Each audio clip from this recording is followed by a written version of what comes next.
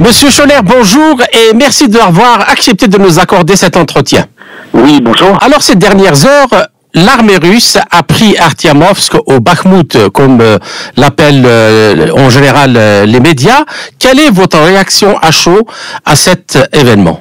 Alors, ma réaction à chaud, c'est que depuis le début de l'opération spéciale, il y avait la volonté de réunir le Donbass sous la même bannière et c'est sur le point d'être réalisé.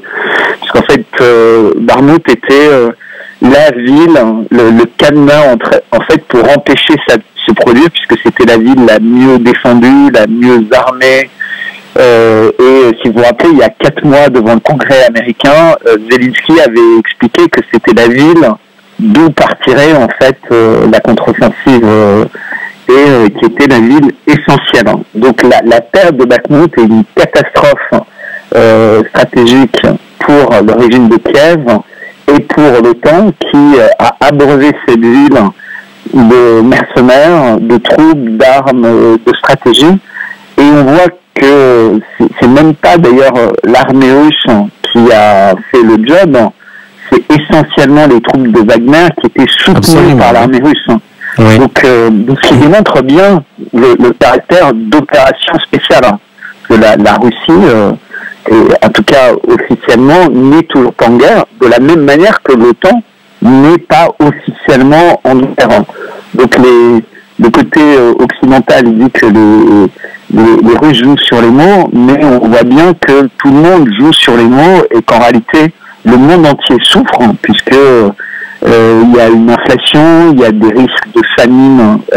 Vous êtes une radio africaine, vous savez bien ce dont je parle, les risques qui peuvent toucher l'Afrique si les approvisionnements n'étaient pas maintenus par la mer Noire, par les accords avec les Turcs, mais cet événement est majeur. Vous parlez de la livraison des céréales et des engrais pour l'agriculture. Exactement, et c'est essentiel, et une des conséquences de l'opération spéciale et de l'attitude de l'OTAN qui utilisait les bateaux de grains pour livrer des armes, des munitions, etc., et avait obligé la Russie à changer la règle du jeu, en fait, pour le transport maritime, puisque c'était à sens unique. D'accord. Mais sur le plan militaire, Monsieur Scholler, que signifie la prise d'Artyamovsk et quelles conséquences sur les chaînes d'approvisionnement pour l'armée ukrainienne? Alors, Artyamovsk était une ville importante parce que effectivement c'est sur des grands axes de communication et donc c'est important surtout. C'était un cadenas en fait pour empêcher la Russie d'avancer, donc par exemple de prendre en tenaille une ville comme Kharkov, puisqu'en fait ça va permettre de contourner cette ville si jamais ça faisait partie de la stratégie des Russes. En fait, c'est un point clé pour prendre en tenaille absolument toute la ligne de défense ukrainienne. Donc quand vous cassez le verrou de Bakhmout, vous pouvez aller dans toutes les directions. Mais c'était aussi une ville qui était stratégiquement importante et ça a cristallisé en fait beaucoup d'efforts de la part de l'OTAN et du régime de Kiev, puisque les armes, les approvisionnements arrivent essentiellement par la Pologne. Et donc il y a plus de 1500 kilomètres qui étaient faits pour envoyer des armes, pour envoyer des troupes de l'endroit où elles sont formées, puisque beaucoup de troupes ukrainiennes sont formées en Europe, de Pologne, Allemagne, y compris France, Angleterre. Toutes ces troupes arrivent par la Pologne. Et donc le fait d'avoir un point de cristallisation militaire à Bakhmout, ça donnait d'autant plus d'occasions aux Russes de bombarder, de rendre difficile l'approvisionnement. Donc ça a véritablement épuisé l'OTAN et ça a épuisé l'armée ukrainienne, cette résistance longue à Bakhmout, beaucoup plus que les Russes. Les Russes n'avaient finalement pas beaucoup de chemin à faire pour continuer l'opération sur Bakhmout. Donc militairement, on a une grosse démoralisation de l'Ukraine, donc qui tente tout type de contre-feu médiatique, comme ce qui s'est passé à Belgorod les derniers jours, pour faire oublier cette défaite stratégique. beaucoup plus importante que pour Mariupol, puisque Mariupol était tombé en étant entièrement encerclé par les Russes, alors que Bakhmout, il y avait toujours des lignes d'approvisionnement, ce qui veut dire que même avec un approvisionnement à flux continu, c'était rendu difficile par les Russes, la ville est tombée. Donc tout le temps, plus l'Ukraine n'ont pas résisté à l'assaut de Wagner soutenu par l'armée russe. Et ce qui est un message incroyable qui est envoyé au monde entier. D'accord. Alors, encore quelque chose sur les questions militaires.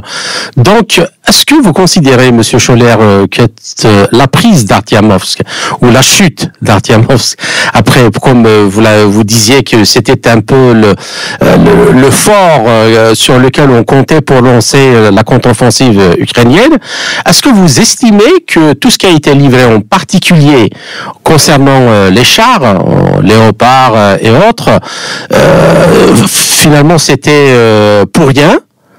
Et que pensez-vous des dernières déclarations sur la formation de pilotes ukrainiens en vue d'une livraison encore, on ne sait pas encore quand, mais en tout cas, il y a un accord qui a été donné notamment par les États-Unis pour livrer des F-16. Est-ce que ça vaut encore le coup? Les Américains ont donné une licence d'exportation des F-16 vers l'Ukraine. Donc il y a beaucoup de pays qui ont des F-16, les Américains également en ont beaucoup. Donc le message, effectivement, ça veut dire que l'aviation ukrainienne pourrait, entre guillemets, renaître. Ce qui veut dire des attaques qui n'ont rien à voir avec, ou pas forcément à voir avec le front, puisqu'en fait les avions servent essentiellement à envoyer des missiles. On a vu les missiles Scalp, les missiles anglais, etc., à 300-400 km, et donc c'est clairement la Crimée et la Russie qui sont visés. Donc ils n'ont pas l'intention de gagner la guerre. On est véritablement entré dans une notion de terrorisme, donc de terrorisme militaire avec des avions qui pourraient faire mal, donc en territoire russe et vers des villes, beaucoup plus mal que les obus 155 qui sont tirés par les canons César et qui font déjà beaucoup de mal, ou par les missiles Toshka. Donc on est dans une escalade véritablement de terrorisme d'État, puisqu'on va changer de statut. Il y avait une opération spéciale contre l'Ukraine qui résistait entre guillemets à cette opération spéciale avec de l'aide. Quand vous commencez à donner des avions et des missiles qui n'ont de sens que pour attaquer loin, donc pour tirer des missiles qui vont aller au-delà des frontières, c'est plus du tout la même chose. Donc on a véritablement cette escalade vers la guerre. D'accord, mais encore une question, et j'aimerais bien aussi avoir votre avis sur ça.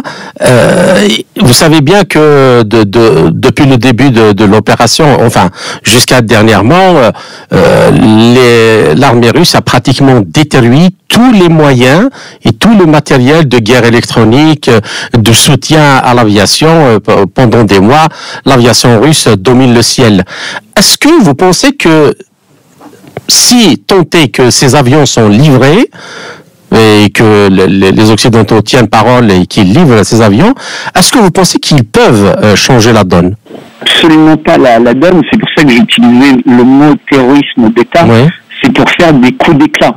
Vous savez, quand il y a eu cette attaque de drones sur le Kremlin, ça s'est transformé en ils ont voulu attaquer Poutine. En fait, c'était un acte beaucoup plus symbolique. En fait, les drones visaient le dôme du Sénat, et on voit bien qu'un dôme comme le Sénat qui est là-bas, avec une bombe même pas très importante, il aurait pu s'effondrer, et on aurait pu avoir un événement aussi marquant que l'incendie de Notre-Dame ou autre. Puisque si la coupole était tombée, ça aurait été hautement symbolique. Donc je pense qu'ils sont véritablement dans les symboles. Ils essaient de faire croire qu'en ce moment, à l'intérieur de la Russie, donc c'est ce qu'ils veulent faire croire sur Belgorod, ce sont des Russes qui se soulèvent contre l'État russe. Donc on rentre dans une période qui a largement démarré bien avant le sabotage de Nord Stream 1 et Nord Stream 2, de sabotage véritablement de terrorisme, et les avions risquent de servir à ça. Ben, je vous remercie, Monsieur Scholler, pour cet entretien très riche en informations. Je salue votre courage, comme d'habitude. J'espère vous retrouver dans une autre cadre. N'oubliez pas de partager, de commenter cette vidéo.